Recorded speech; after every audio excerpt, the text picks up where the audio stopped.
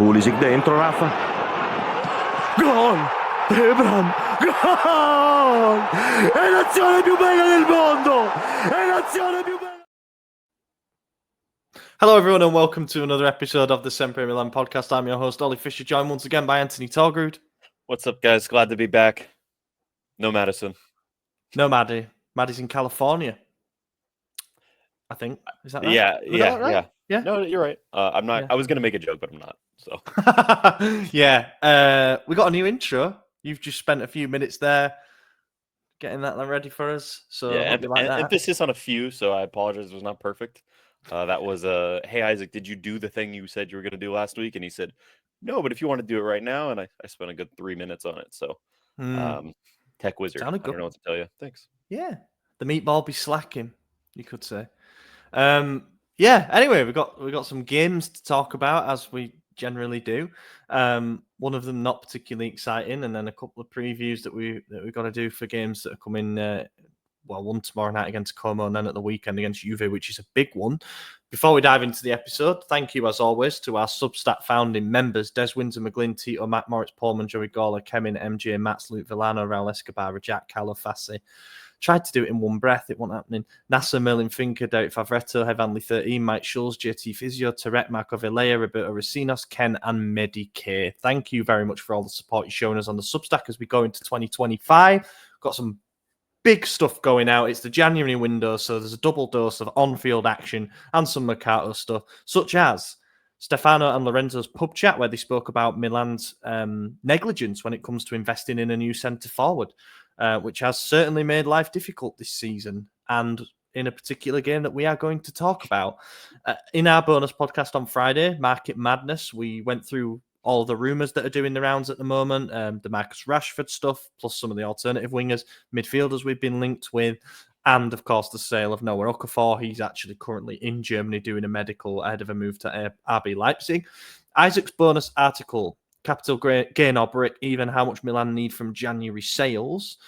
And it is what it says, you know, all of the transfer rumours that have been doing the rounds and the players that we are looking to offload, Okafor being one of them, money that we need to make in order to generate a capital gain or even to break even. Some players that, you know, we might even take a small loss on, but effectively players who are linked with leaving, what we need from their departures. And there was the newsletter which took a look at Conceicao's new pre-match strategy with the team doing the Retiro thing.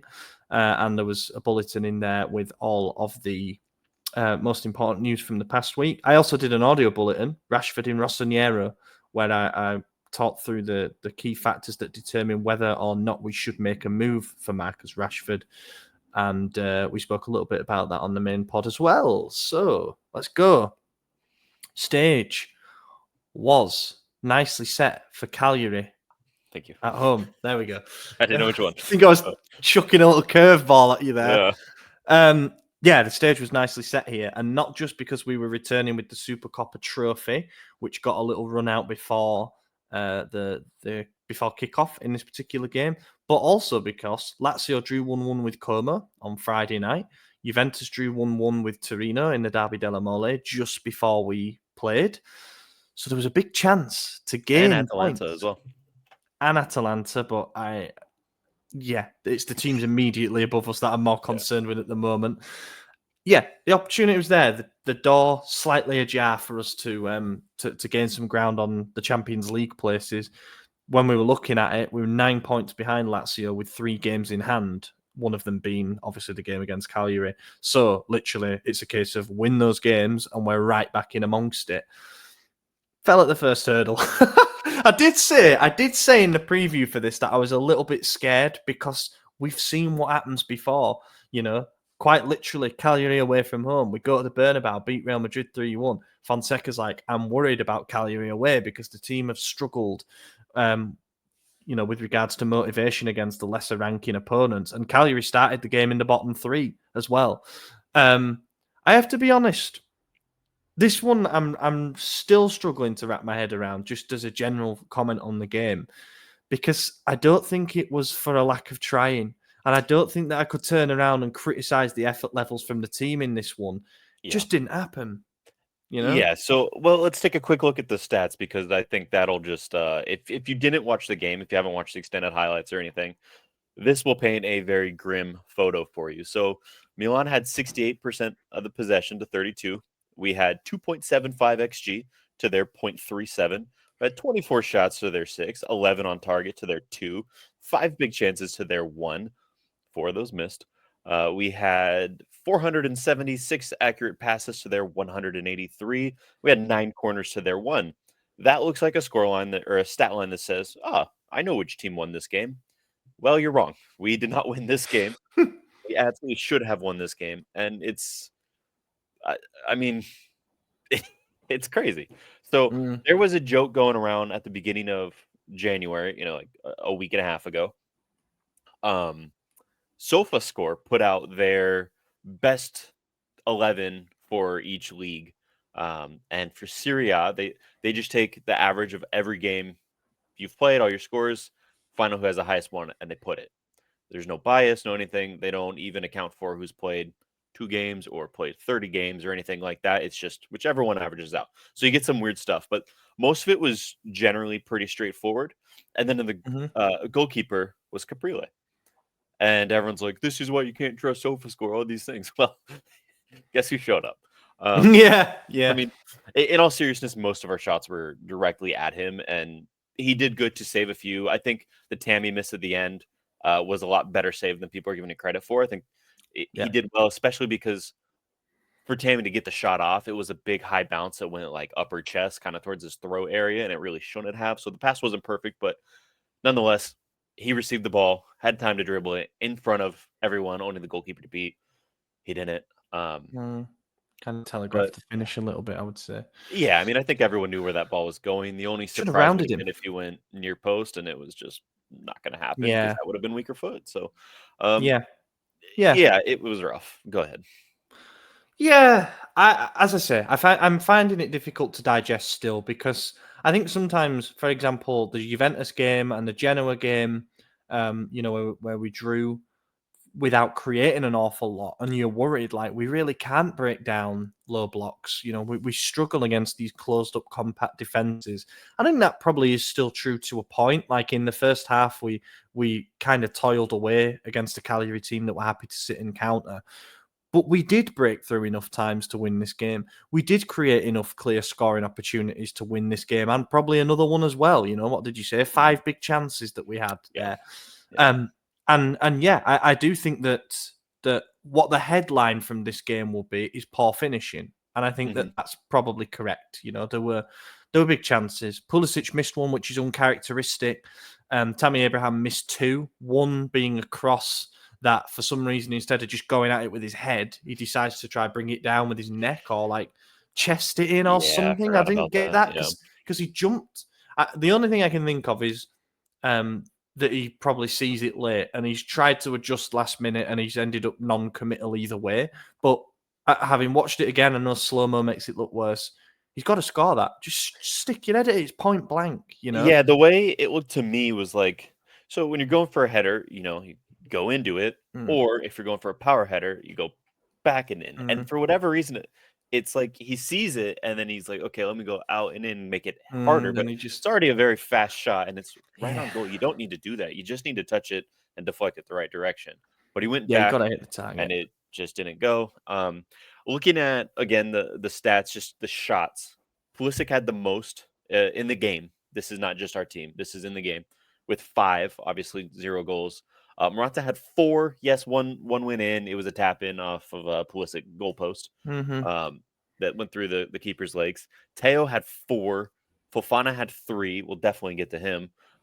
Abraham only had 2, and the one we're talking about right now obviously doesn't count because he didn't actually shoot it forward. It just deflected off of him. But it goes to highlight the issue with our strikers that they're combining for 1 shot more than the guy who had the most shots on the team.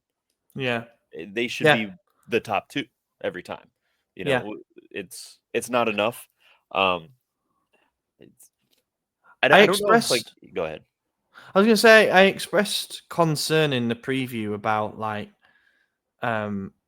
just this notion that whenever we're struggling to break a team down or the game situation isn't how we want it, that we just have to play a 4-4-2.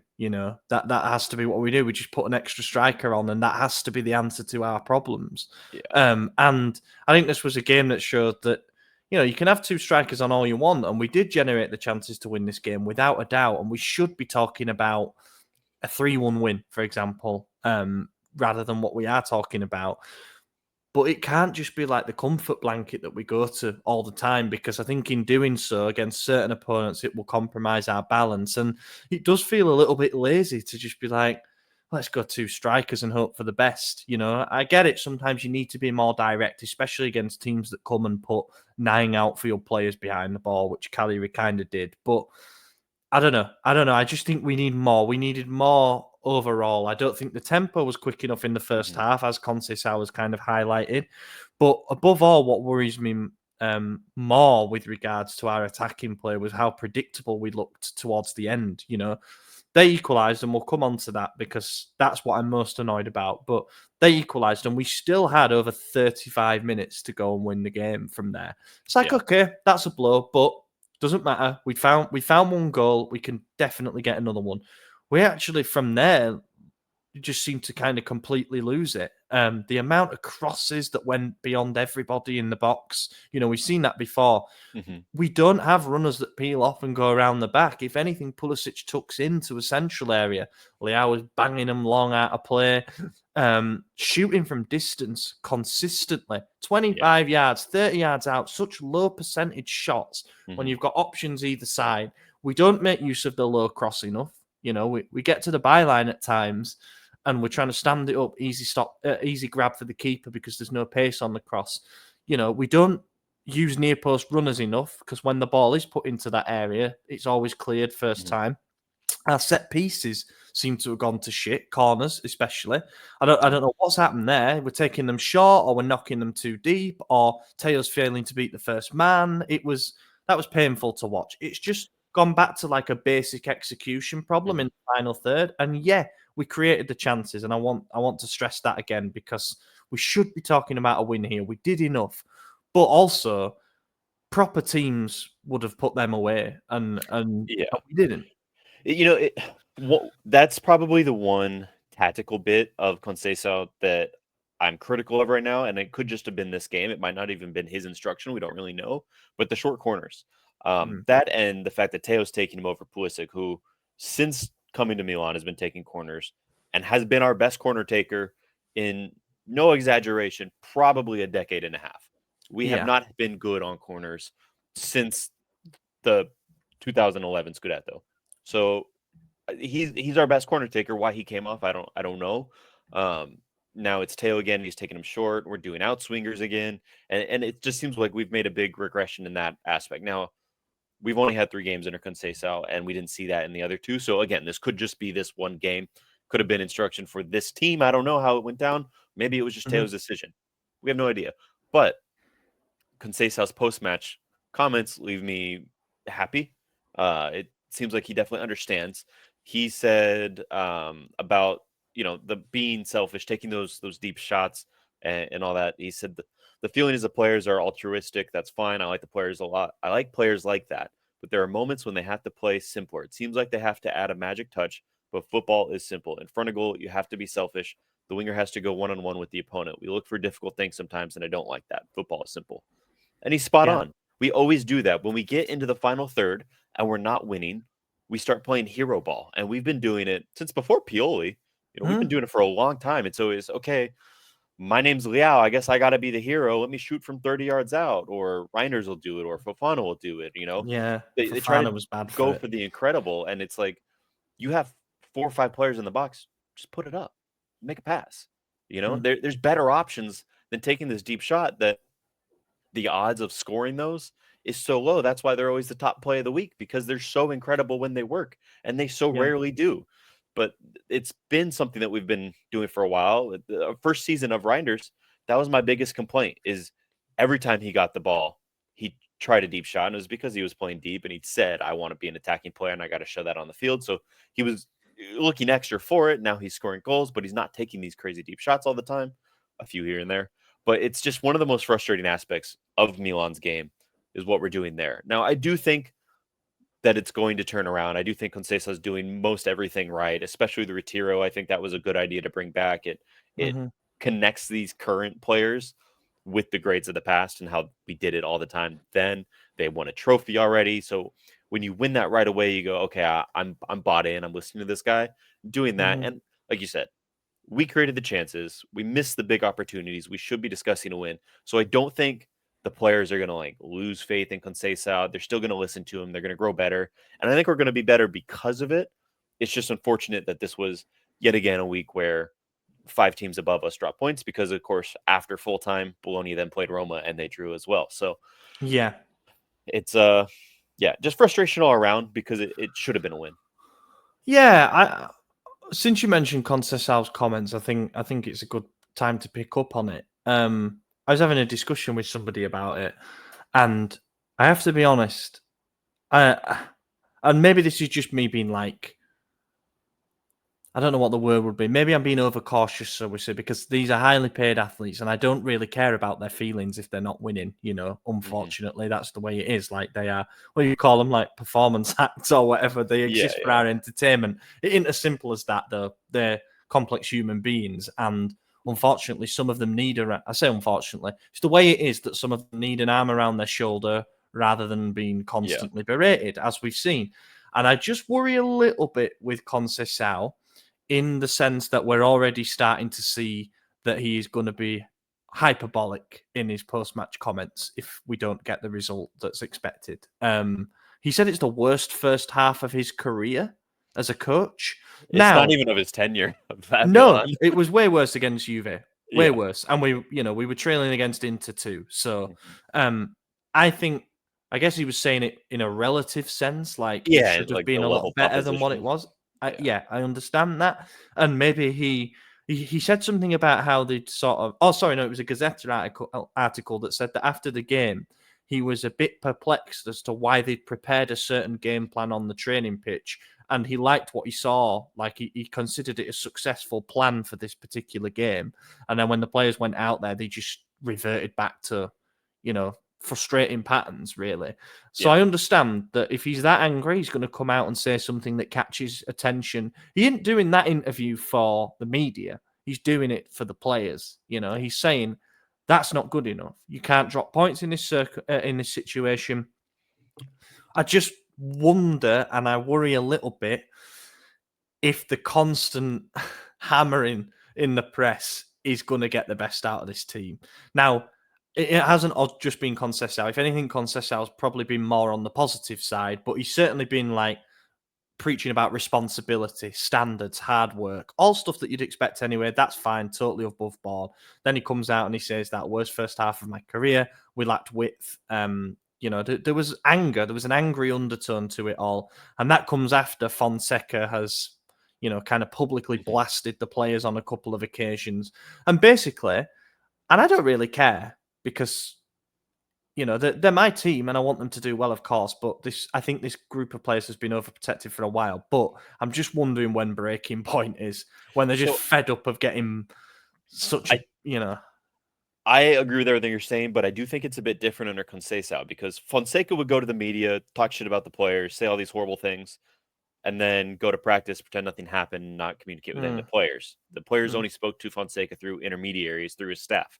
Leao confirmed that. He said, he benched me 3 games in a row, never said a word to me. I don't know why. Conceicao has proven that he is right there in your face. And I'm obviously not in the locker room. I don't know, but I'm pretty confident that anything he's saying to the media, he's then going directly to the players and saying to your face. And athletes respect that more. It's, oh, you're going to talk shit about me behind my back, say it to my face. Well, Conceicao is, and they're going to take that more as constructive criticism and not an insult. When Fonseca is saying, I can't remember any of his examples, but when he's saying negative things and then doesn't even approach me for a month afterwards, it's like, this guy, he just doesn't like me. What's his deal? If Conceicao is going to the media, this half sucked, and then immediately to the players, guys, that was a horrible performance. You're all better than this. I know you can be the best. Why aren't you doing it? Then it's like, all right, I get where you're coming from. We let you down. We need to do better. Now, one thing that he did do that bothered me, and it's nitpicking, because I think Bob Murphy did great. He actually had a really good performance for his, 10 minutes, whatever it was. But bringing him on at all, when in the lead up to this game, you said Leao is one of the best players, and I'm confident by the end of this season he can be the best in the world. Why are you taking him off in a must-win game when we're equal for a player who has less than 90 minutes total for the Futuro and Primavera? Yeah. What are you doing? Yeah. You know, I was worried that Leao was injured because he sort of hobbled around, but he seems to be fine. I think that is his style, but I'm thinking there's no way you're taking Leao off unless he's got a little bit of an issue, especially not for Bob Murphy on Maregbe. Now, full respect to Bob, he came on and put his all in, and he did great. He did great. He created a chance too. Like he almost was the guy to where I'd be saying, "Yo, good on Conceicao. What a fucking spot," But now I'm like, you can't hype up your best player, say he's going to be the world's best Ballon d'Or winner, and then take him off for a youth player that everyone, literally our entire group chat and all of Twitter, so don't pretend like anyone knew besides Ollie because he writes about the site, saw his face covered and his said, signing. "Who's that?" Yeah. Everyone else was like, "Who is this guy?" I'm in a WhatsApp chat with like 200 different Milan fans from around the world. None of them knew. I got to look like the hero because Ollie knew, and I got to say it. None of them knew. Yeah. So, it was like, who is this guy? And, you're going to have those players come in, and they're going to do well because that's what a good coach does. He's looking at everyone, not just the stars, and that's nice. But, I just don't like that you're hooking Leao in a must-win scenario with a few minutes left after saying he's going to be the world's best. Did you think it was a message in some way? Where he was like, "Look what I'm having to put on." Was it a little message to the management to be like, "Bob Murphy, you not heard of him? You don't remember signing him? I don't know anything about the guy either. I'm going to play him because I don't have any other wingers on the bench." I mean, that could be it because you're right. Chukwueze's out hurt. Okafor's in Germany. Could be right. A few people were asking about Shaka Traore, Hugo Quensa, players who have played and done well for the Futuro this season. Shaka and Quensa both injured, unfortunately. I guess there's Scotty and Sia that could have come on, but I actually think he probably went for size deliberately, know. And he's an interesting build, is on Maregbe. Like, it looks like he could cause some real problems off the dribble, but look, that was an interesting cameo. And look, if we were 4-1 up or whatever you're saying, how comical it was, but instead it's sort of like, God, that was something that actually happened, I want to rewind to the equalising goal because the thing that having had time to think about the game, the thing that pisses me off most as I reflect on it is not the amount of chances that we missed, weirdly enough. It's the fact that, we go games against teams like Cagliari, basically teams that come to San Siro to try get a point by defending deep. And by their own admission, they do that. They try to frustrate us. They almost go in phases, right? It's like, okay, how are we going to start the game? We started the game with energy and intensity, not so much in terms of end product. And then you've got that period up until half-time where it's like, right, now's a good time to score. We don't really want to be going into half-time level. And we didn't manage to do that. If anything, Cagliari had the two better chances. One really good save from Mignon and a brilliant sliding tackle from Calabria, denied them on the break. And then it's like, when you're in the second half, time goes very, very quickly. It doesn't. It goes at the exact same rate. But you know what I'm saying? Like, psychologically, it goes quickly. Yeah. All of a sudden, you're like, shit. And it has happened in the past where you're like, shit, an hour and we still haven't scored. My God, we've got 15 minutes to bail ourselves out here. And it doesn't happen. The Juve and the Genoa games, the time just flew and we didn't get the goal. In this, we'd had the chances and we did get the goal. We went 1-0 up after 51 minutes and it's like, bit of a relief, we can manage the game from this point. And we know that under Fonseca, we were terrible at managing leads. And it probably goes beyond that as well. But a 1-goal lead was not enough for this team. Cagliari away game showed that. We went ahead twice and failed to see the game out. But this time you're thinking, it's going to be different. Now we can go into Conceicao's defend and counter approach and probably hurt them a bit more at the other end too. Now they had to come at us a little bit. They scored with their next attack, and that's what 4 minutes after we took the lead and we finally got the game where we want it. We finally get a lucky bounce inside the box and put it away. we cough it up straight away, and I it think was because of individual errors. Go on, sorry. yeah, no, you're fine. I think teams in general are susceptible to that because in a situation like this, both teams are pushing. It's not to say that they weren't pushing just as hard as we were. They were pushing for the goal equally. We were doing a lot better, but they were still pushing. And when it takes you essentially an hour, I think it was either 50 minutes or 55 minutes to get that opening goal, all of a sudden it's like, everyone takes that deep breath, they calm Hmm. down, they got it, we relax a bit, a weight off your shoulder. Well, the other team is still pushing. They haven't stopped yet. And it's in that little moment where you take that psychological shift that everything gets let through. And that's why it's so often you see, okay, deadlock game, a goal, late goal, and then immediate counter, another goal the other way because they're Yeah. both doing it and only one team's turned off. And teams who win a lot of trophies don't do that. We're not that team right now, No, we're But not. And the frustrating part is the way Fofana handled that. I'm not going to say he was able to really muscle the guy off the ball, make a save or anything. He wasn't in the greatest of position, but he was the guy. He was touching him. He was there, and it seemed like I don't know if maybe he thought he felt like a shirt tug or something, but it seemed like he just stopped and expected a foul or something. But I didn't see anything that said foul. I think so. So my own theory on this is that he stopped and shrugged because he knew that if he committed a tactical foul at that point, he would get a yellow card, and if he gets a yellow card, he has to serve a ban. So it was almost like what am I meant to do? I'm going to get banned if I do this. The problem is he's still one yellow card away. So if he gets that against Como, he now misses Juve. That would But have made one more thing I sense will to get it also now. say is, I don't really blame him for not doing it because it was on the halfway line. Like, there's still plenty of chance for us to not concede a goal there. It wasn't like he was, the last man or second last man and he's got to pull him down to avoid like a 3-on-2 break or whatever. The situation was still well in hand, even though he didn't bring him down. So for all the people saying that what cost us the goal was the fact that Fofana didn't bring his man down, I would have liked him to put in a challenge for the ball, and then he maybe escape the yellow card if it looks like you've made an honest play for it. But yeah, I don't know. It was just such a strange point from that moment because obviously I'm just watching the goal back here to try and remind myself who it was who should have stepped up. So Tomori is kind of following Zortea and he just has a little... Oh, no, it's not Zortea, sorry, it's Felici. He just has that little half step inside to go with the runner Piccoli to his right and he probably should step up because he's got some cover. Teo kind of non-commits on Zortea a little bit, not coming out to close down the shot, which is ultimately problematic.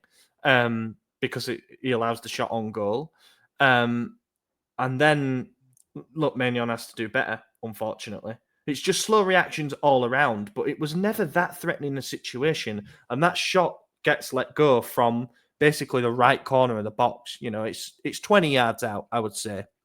It is And right on Teo's guy. Yeah. I mean, yeah, Teo's got to do better there, but you're right. I'm watching it now as well. And do you want Teo to dive in and commit a free kick there? No, because we'd probably then be talking about a silly foul. But I just think that you can put more pressure on the shot there because he stood 3 or 4 yards off him, Yeah. And Zortea scored against us earlier in the season in that 3-3. So we know the threat that he provides, and Zappa got the other two. It's the Zeds that are coming back to haunt us again. But the thing that bothers me is Maignan Maignan. yeah, it's It's poor. I think we never get in the situation where we need to defend a goal if Fofana does better. So I do still blame him, but ultimately Yeah, he wasn't the last guy to do it. There yeah. was, like you said, the pass to whatever the guy's name is, not Zappa, the other Z, that Teo doesn't get down on, and then Oh, yeah. when you watch the shot, it's like it. I don't. It's weird how it bounces right in front of Mignon's hands. It's like you got to do better there. It wasn't a very fast shot. It certainly wasn't the most difficult save he would make if he were to save it. Yeah. He made a huge He made save a harder save. that night. Yeah. Yeah, The and the it just the, the wasn't enough. thing is he's read the shot perfectly in the sense that he body position, like as a goalkeeper, you always want to dive in such a way that your hands are the thing that's going to be near the ball. You never really want to over dive. You see it with Right. penalties where it goes under goalkeepers. He's dived correctly. he gets his hands to it. And for whatever reason, it goes under his elbow. I'm sure he'd love to have it back. Zortea kind of hits it into the ground, so it sort of skips along rather than being a laser shot or whatever. Maybe that makes it more difficult on a damp pitch, but I'm not going to make excuses for him. There's an interesting stat that I read. Maignan this season, the XG in terms of shots that he's had against him is 14.5, while he's conceded 18 goals. So he's underperforming. You know, he's let in, according to that, 3.5 goals more than he should have done. That's the post-shot XG against him as well, which means that like it factors in additional things, location of the shot, the quality of the shot from the chance created, that kind of thing. So even though I think it would be harsh to say that Maignan has been terrible this season, I feel like we've gone more to the side of praising him. And in actual fact, maybe the numbers show that he is letting in easier goals than I'd like to go back and watch them all because, you know, maybe he has let in a couple at the near post that he shouldn't have done and things like that. Yeah. But I still don't think he's the main culprit for our goals. I think most of it still comes down to the defense.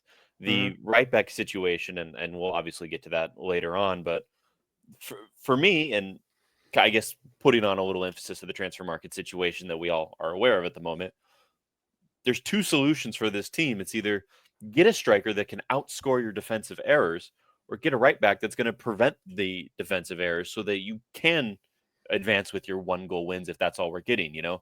And I think right now the defense is just, it's putting Mike in more situations per game where he's at risk. You know, even if some of those are easy saves, if it's the 10th shot at you, you're not going to be as fresh as the first one. You know, even if it's an easier shot, like there is wear and tear. You get tired.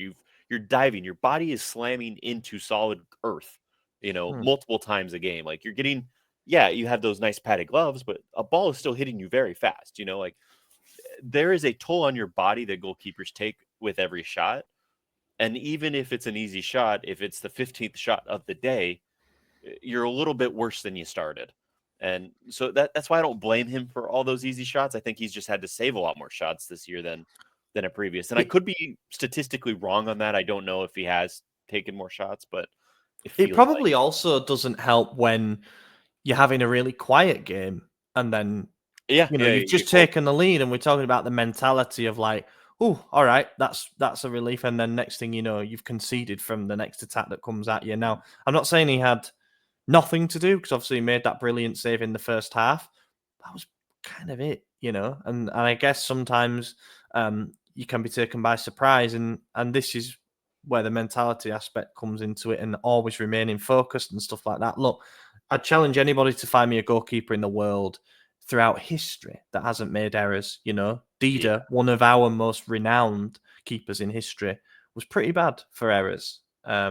And I still think Maignan, contrary to that stat, I still believe that Maignan wins us more points than he loses us. Yes. It's just when something like that happens, people ask the question, and I think we're right to do so. But there's plenty leading up to it. Fofana's giveaway should do better in transition defence. You know, these are all things that will be worked on, and I can understand why Conceicao is as frustrated, if not more frustrated than us fans, that his team has finally got the game in a position where they want it and they cough it up straight after and they go back into the same cycle of shit, time's going fast. You know, we need to find that goal now.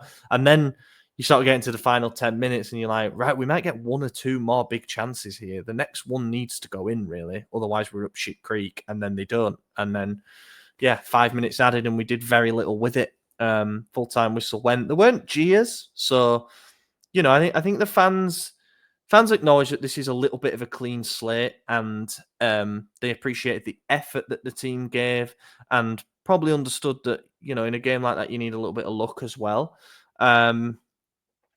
But it's massive in terms of being more drop points. You know, Conceicao has come in and said it's not about the manner, it's not about the aesthetics and all that stuff. It's about the result first and foremost, and we haven't got it. So, you know, I don't know if part of his anger will be like that the squad has kind of shown him up in that sense. Like, guys, I've been preaching about how important the result is over style, and you didn't get either. you know. So One of the interesting stats that the commentator said at the very beginning of the game was that Conceicao had the opportunity to become the first Milan manager to win his first 3 matches since Saki. It's been that long. That's 60 years, 40 years. It'll be 1980, 89. 89-ish. So yeah, 35 years. It's a long fucking time, man. Mm. Way too long. It doesn't make any sense that it would take that long to have 3 wins. And it's weird because he did the hard part, right? He beat the best 2 teams in Italy for a trophy in his first 2 games with the flu, all that. We know the story. But then you drop points to a relegation side. It's odd. And I'm sure he's kind of wondering, what's going on here? Why is this happening? So will he fix it for Como? I think so. I think we'll find out tomorrow, and I think it'll be a different story. Objectively more difficult game, but something tells me we get it right, and it's probably because I'm still riding the high. But yeah. We'll do tops and flops and then move on to that game. I'll start with the flop because I think he's been outstanding this season, and I don't want to dwell on it too much. I also think he's been overworked. He's probably a little bit tired, and I think he needed a bit of help in the particular instance that led to the goal. But just generally speaking, it was probably Fofana's worst performance since joining us. Frustrating with these long shots. He wasn't very tidy in his passing. And he just had his birthday the day before as well. So if anything, I was thinking about backing him to score a goal, but it wasn't to be. Not a good performance, but I'm fully with him to bounce back from it. yeah, So birthdays don't go well for Milan players. Remember, Teo's this year was the one where he was the main villain of the match. Yeah. Yeah. So that was the penalty situation too, wasn't it? Yeah, where he took the penalty. Yeah. I'm going with Fofana as well. To me, that goal starts and ends with him. Not ends, but definitely starts with him. And Yeah. I think other standout candidates include Abraham for missing sitters. I'd say that's fair enough. I think you always expect a little bit more from Leao in games like that, and he wasn't at his best. To be fair, he started really well though. Anytime a commentator says he's feeling it today around like the 7th or 8th minute, I just know that he's gonna put up a that's big. Yeah, you've seen the last from him. It happens every time. And obviously Maignan as well for the goal, but I think he's saved by the first half, miracle leap that we saw. Top of the match for me, I'm going to give it to someone a little bit rogue. I'm going to give it to Davide Calabria. I love a last-ditch tackle, so, that takes up a big part of why I've chosen him. But I do think that generally speaking, he played with a player who's got a massive point to prove, and the performance that he provided in that particular game, okay, it's Cagliari, let's not get carried away, but that performance was better than anything we've seen from Emerson this season. Yeah, I agree with that. I'm not going to pick him as my top, but I definitely agree. He deserves more praise. And I was looking Twitter, and everyone was attacking him during the game, and it didn't really add up to me. What I saw was, a few mistakes. I'm not going to pretend like he was perfect, but overall, a large improvement. And like you said, the goal line clearance, that tackle, there were quite a few moments where I was like, okay, he's having a good game. This is, he's the better of the 2 right backs. And he was still getting attacked. I think you just fall into this cycle of, this is a bad player. No matter, I'm only going to watch the bad, and anything good he does, it was a fluke, But you got to praise them when they do something well as well. This is a tough one because, how do you pick any of the attackers? I'm certainly not picking Morata for a tap in when the rest of him was offside. Pick Big Bob, Bobby Murphy. I don't know who I pick. I don't want to pick one. No, you don't have to. You don't have to. Okay. Yeah. Yeah, because it's like, the cross comes from Teo, who I don't think was brilliant, for the Pulisic volley, and I don't think he had his best game, but look, he's allowed an off game. He basically carries us most games. Morata scores from a few yards out. Reinder's had a quiet game for me. We've already said Fofana wasn't brilliant. Musa, okay, he's probably only ever going to give you a 6 out of 10, really. It's tough to pick a top for this particular game. So let's move on. Como. Okay. Como it is. Como, away. First time we've played these since 2002-03. It's been a long time since these have been in the top flight. They obviously got promoted last season, finishing second in Serie B. They've got an ambitious ownership group called SENT, I think, Cent, something like that. Anyway, they're willing to spend the money, as we've seen already. It's the Stadio Giuseppe Sinagalia, I believe. We won the league there in 1988. There's some brilliant photos of that. We completely took over the stadium. Think Sassuolo when we won the Scudetto. It was like fully Milan fans. Yeah. But yeah, Como are finding it a little bit tough, I think, on their return to Serie A. They got promoted under a guy called Ossian Roberto, I think, who they then replaced with Cesc Fabregas in the summer. They went for I guess a higher profile name, and he had been the interim manager there. They spent a fair bit in the summer. They brought in some big names, obviously Rafael Varane, Sergio Roberto from Barca, Alberto Moreno from Villarreal, Bellotti from Roma. I forgot he was there. I was thinking Torino. Yeah, and they're 1 point above the relegation zone. They've won 4 of their 19 games, and they've only scored 21 goals in those 19 games. They've had some impressive results. They beat Roma 2-0 at home. They won 3-2 away against Atalanta back in September. And many people thought that was like a statement of intent. But I think the position that they're in has forced them to do some things in January. They've already spent close to 30 million in the January window. They signed Maxence Caqueret from Lyon and Assane Diao from Real Betis for 27 mil. So I think they're a little bit fidgety, maybe a bit panicky about the idea of spending all that, increasing the wage bill as they have to just get instantly relegated. I think I picked them to go down, actually. When they got promoted, I was just like, are they really just going to throw money at it and hope that it works rather than build a functional squad? You know, you see someone like Varane arrive. Well, yeah. But you see someone like Varane arrive and you think, all right, it's a name, but you know he hasn't played more than 10 games a season for a long time now. You know, is he really where you want to be spending? Did he retire? So yeah, he's now no longer there. But like, so that was a crazy one for them. His wages for a that's while. Kind of fucked, to be honest. That Varane did that. Well, he got injured in preseason. Pretty bad one, yeah. Yeah. So it did kind he of even makes play sense, a game for them? I guess don't not. know. Or he played like a couple minutes or something like that. It was odd, but he retired on 25th of September. So yeah, going back to Fabregas. So Fabregas was the manager last season as well when they got promoted, but he didn't have a coaching license, so he couldn't legally be named the head manager. So while he was calling the shots and doing the thing, or Roberto or whatever was the assistant manager who was etched into the actual head coach. Yeah. And then of course he obviously got his license since then. Now he's the head guy. Right. But yeah, kind of interesting, weird thing that makes you raise a few eyebrows. Their squad is riddled with injury right now. Even the new guy they just signed this week's Caqueret is out with a thigh injury, so he won't be playing. Good. Nico Paz won't be playing. Sergei and Roberto he's the man, isn't he? Nico Paz, like he's been an unbelievable signing from Real Madrid. Yeah, Daniele Baselli won't be playing. Marco Sala won't be playing. Maximo Perrone, but he's not going to be playing. They have a lot of injuries. Obviously, they do have Patrick Cutrone. Let's not pretend like he won't score against us. We all know how that goes. Yeah. In fact, he has a very good. His seasonal XG is 5, and I think his actual goals eclipse that. They do at 6. 7. Oh, 7 all comps. I'm looking at league. Yeah. So 6.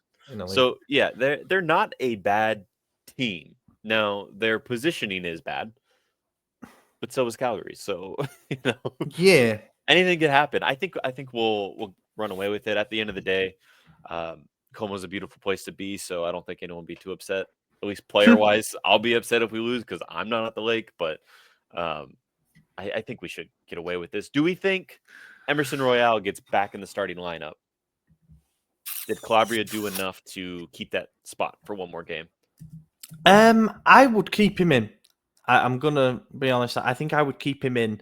I guess he's had enough time now to have a look at both options has Conceicao, so he'll know in his head who's impressed him more as a right back. But I think it would be harsh to bench Calabria after that performance, especially given that Emerson has played a lot of football this season already, and we've got Juve away on Saturday. So, maybe you just go with the hot hand for now, and then you reassess ahead of that Juve game based on how Calabria performs tomorrow. That's what I'd do. I think Emerson's going to come back in. Does Kyle Walker start against Juve? For who? Yeah, exactly. for Inter, maybe. I don't know.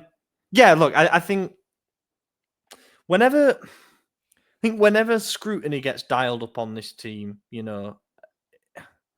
they've generally passed the test. And I don't really count the Cagliari game as that, because it's like we just won a competition, so we're coming in on a high. And if anything, we're all sort of predicting, we might dip again, and we did. We absolutely have to win this game. There's just no two ways about it. There's some interesting midweek fixtures. Is it Atalanta Juve? I think they're playing each other. Yeah, and Inter Bologna, I want to say. Now that's only become relevant because Bologna have kind of ended up in and around us. Bologna are playing someone interesting anyway. That might be the weekend. Although Atalanta's got a tough little stretch. So Atalanta's next game is Juve, but Napoli's next game is Atalanta, because they don't have a midweek, but they play them at the weekend. So there's that. And then Inter Bologna. Yeah. So, I mean, this is another opportunity for us to gain points on two teams directly above us. Well, we do. How does that and that's if go? they drop points, of course, Yeah. There could be shock results yet. But yeah, basically all that to say, I think we're under pressure again to pull out a result in the league, and I think we will do it just to stay in and around. We simply have to. If we drop points in this again, then that's it. I'll fully write it off, because there's just no consistency to this team apart from the inconsistency. I think we'll do it, but I don't think we keep a clean sheet. I think we'll win 2-1, and I think it will be a late winner from Reinders. I think we will bounce back better. I think the team is growing under Conceicao. I think the amount of chances we created against Calgary were good. I think that did actually show a lot of positive. At the end of the day, we just didn't put the ball in the back of the net. I think that's going to change, and we should win this one. And I think it'll be comfortable. I'm going to predict a big win, actually. I'm going to go 3-0. I think Pulisic might get a brace, and maybe Leao gets on that score sheet. Would be nice to have a game sort of comfortably wrapped up in good time, so that we can rest some players ahead of the Juve game. But we haven't really been there much this season so far. Let's switch to the Juve game now. They're going to be out for revenge after what happened in the Super Cup semi. How much they feel it, I don't know. But yeah, they won't be happy with the way that they threw that game away in the second half in Riyadh. Obviously, we bumped them out and then went on to beat Inter and lifted the trophy. What it meant is that Juve returned home a little bit earlier, I guess, along with Atalanta. They had a bit more rest going into the Derby della Mole against Torino, which I watched. And I must admit, I was left with the same impression that I am every time I watch Juventus, which is that I can see why they've drawn so many games.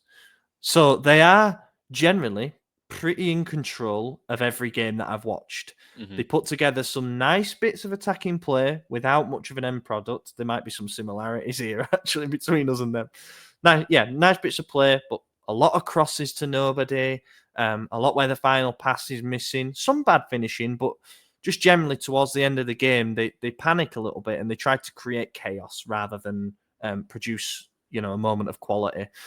And they always look vulnerable at the other end. Now, I know that their defensive record this season has been really good, but Torino offered very little up until they equalised. And yet when they equalised, it was like, I can't see you winning this game. And sure enough, they didn't. It's like when they hit that first wave of adversity, they're not really sure how to react yet. I think that's what I'm trying to say. And we saw that in our game against them recently as well. Once we equalised, it was like we were probably the only ones who were going to go on and win it. It's interesting because Juve is the exact opposite of what I would say is an awful team. I think you're right. They do absolutely control games. They just for whatever reason, they don't care to go forward. It seems, they're obviously content. Maybe they're not content to get a draw, but that's all they're capable of. But ironically, their biggest win of the season is a 4-0 win over Calgary. So we couldn't beat them, but Juventus could. But then again, we beat Juventus. Obviously, the two matchups against them prior to the Super Cup match were 0-0 draws in some of the worst televised sporting events I've ever seen in my life. That's kind of what I expect to happen again. I think, especially with both teams playing midweek games, Juventus having one of a much higher caliber than us, they're going to be in an interesting spot, and I don't think it's going to spur them on to any great victory against us. They might look for it. Obviously they're going to want one back. You can't, I guess, drop points against a team twice in a season. Obviously, one didn't have any points on the line, but you know what I mean? And then not want to get that other one back. So having a goalless draw and knowing the way that we beat them with kind of a poorly taken penalty that, they keep got a hand to Di Gregorio, and then a fluke goal from that deflected cross of Musa, they're probably thinking, we're better than this team. That should have been us lifting the trophy. We could have won this. And while I don't think that's necessarily true, that mentality can be problematic for us because they're going to push and they're going to say, we could do this. We need to avoid these simple mistakes. And I feel like Juve is a team that is better at correcting those mistakes a lot faster than Milan is. They're still technically undefeated. Yes, we beat them in the cup, but they are undefeated in the league. So who knows what happens? That has to be the challenge, right? I mean, with everything you've just said there, I want them to feel like they have to beat us because I think that when the impetus is on them to push, I think that that's when we'll have the opportunities. That being said, I just think that Motta, in almost a complete contradiction to how his Bologna team was, and potentially for good reason as well, he's assessed the limitations of the squad. They've got a bit of a centre-back crisis. They're going to take cover more than they're going to go over the top, I would say. But they're so content with playing a low-event game. We talk about big chances. So there were 5 big chances in Milan Cagliari. We had 4 of them. They had 1 of them. In Juve games, there's often 1 or 2. And I think that Motta is very happy with that. I believe there were 0 big chances when we played them at San Siro. There were 3 shots on target in total. Ours came in the 90-something minute. It was that stupid Teo header as well. It wasn't even a proper shot on target. There were 2 total, and they both were for Juventus. We had 0. But I didn't feel like either team had a big chance. Let's put it that way. I agree. And they just embrace this. We're gonna nick it 1-0. They try and limit the danger. That is what they're doing first and foremost. And I gather that Juventus fans are not happy with the spectacle that they're seeing week in, week out, and that Motta is under a little bit of pressure because you can sort of stomach drawing 10 of your first 15 or whatever to kind of stabilize and be like, right, we've got a platform here where we're really hard to beat. In fact, we haven't been beaten yet this season. That's a good platform to build from as long as something comes from it and you start winning games more regularly. They haven't really done that, to be honest. No. They're still dropping those points. They remain in a perilous situation with regards to the top 4 along with us.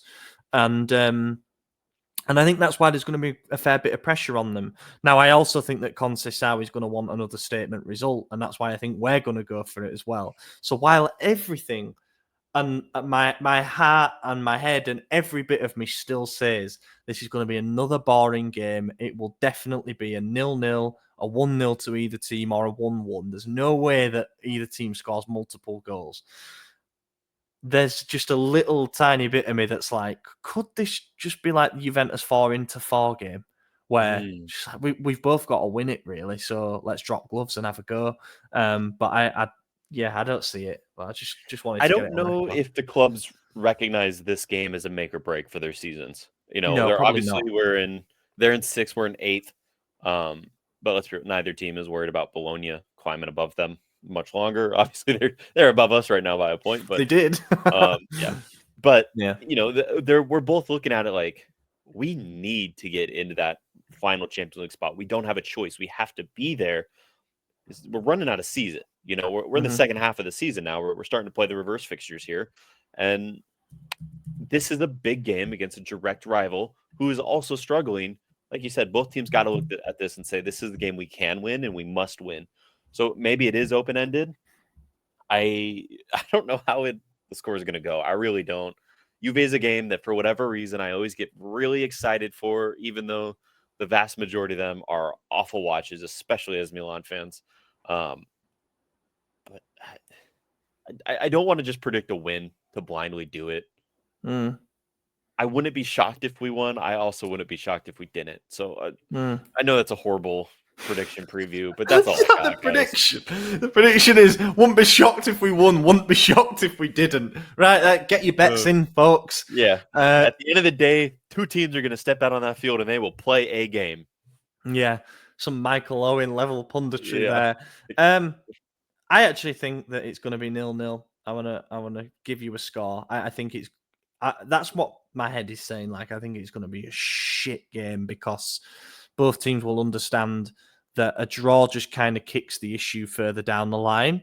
Whereas if either team loses, it's pretty disastrous, especially us, because we've ultimately got to catch up on them. I do think we have the advantage just because of Conceicao. He's new to coming in. He just got here. This is game 4 against a team he's already beat, a team above us, a direct rival, all those things we already said. He's going to look at it and say, guys, our season sucks. We got to get our shit together.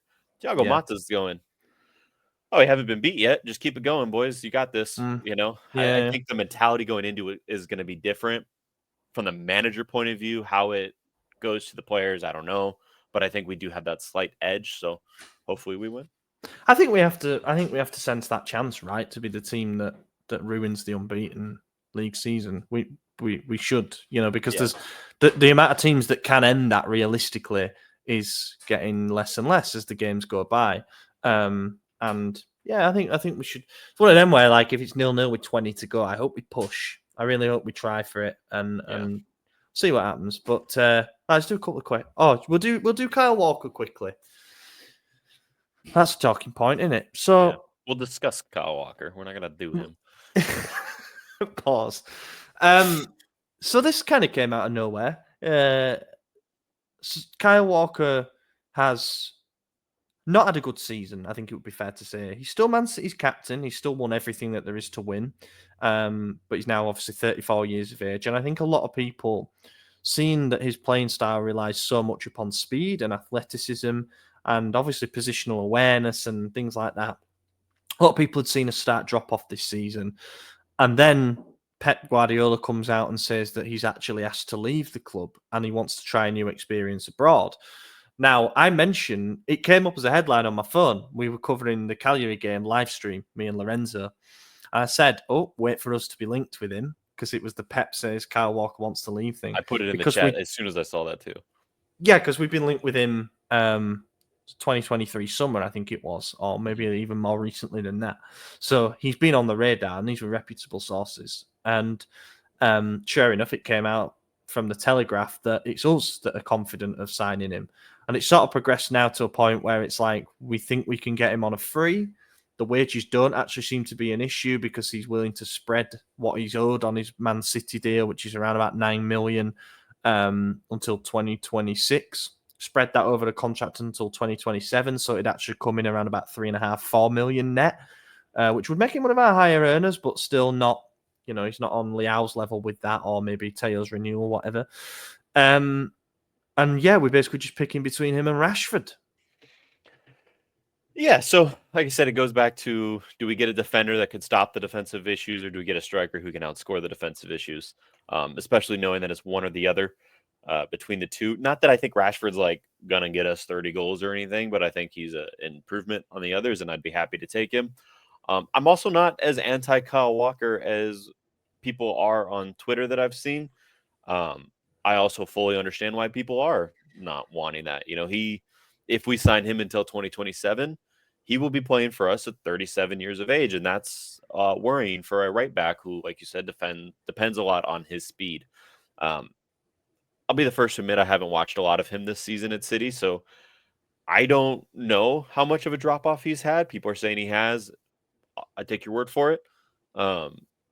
but maybe he could do a job. It's I mean, not he just can't be him, though. worse than Emerson. He can't be worse than Calabria. So I think there's that. But and I don't think the wage is really that big of a deal. $3.5 million. Look, I think we need to become a team that's willing to pay $3.5 million for players who have won a lot of things. Because those are the players who are going to elevate you to the next level. It probably isn't Kyle Walker. He's not that guy to take us to like, oh, they're winning the Champions League. He's old. He's in a position that's a lot less important to results, Impactful, I yeah. guess. Yeah, impactful. That's a Yeah. better word. But still, he's won everything there is to win. He is a champion. Now, is he a leader? Probably not. I've heard a lot of negative things about him as a person. So there's that Awful issue bloke. to bring into the dressing room. Do you want that? I don't know. I go back and forth. Would I be happy with the signing? Yeah. Would I be mad if we didn't get it? No. I don't know. I haven't decided yet. We'll see next week which one we get. I think there's better options out there for us right now, but I do like that we're going for names that you've heard of. Maybe not the guys who are looking to retire. That's not exactly the greatest, but guys like Rashford he's in the middle of his prime, and he's a name he's had output. He's had good seasons. He's having a bad one right now because he's not really playing, but players like that are exciting. I'm tired of going for the Tingus Pingus that we don't know from the fucking, I don't know, Belgian league or something crazy. Fingers, yeah. But we need to get players who can elevate you now because we're at risk of missing the Champions League next season. We need someone who's going to win us points, not win us points in 3 years. Win them now. So that's where I'm at right now. I'd rather sign an aging 32-year-old on high wages who you guarantee is going to elevate the level of your team than a guy who might be one for the next generation.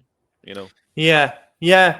I think it's funny because Milan fans often talk about Inter having the best equipped squad to go and win the league, and they have the highest wage bill. I wouldn't be too comfortable if our wage bill was inflated in such a way that it was by signing players that are in their 30s and stuff like that. You need to kind of compromise and there's a balancing act with it all. But the 35-year-old Matteo Darmian scored their winner against Venezia yesterday, and there are fans who are directly opposed to the idea of signing what was, in my opinion, 18 months ago, the best right back in the world because he's too old or, I don't know. I just find it funny. Like, in order to be a successful team and to compete on multiple fronts, you need genuine squad depth. And that doesn't mean squad depth where if we fucked up at left back, then it's Terracciano who's playing. It means like, you've got a guarantee of players, no matter what the age, but they tend to be more on the experienced side. Players that are going to come in and give you a minimum 6 out of 10 performance in that role. They're a comfort blanket almost in that something's wrong with one of the starters. You've got someone that you trust when you call upon them.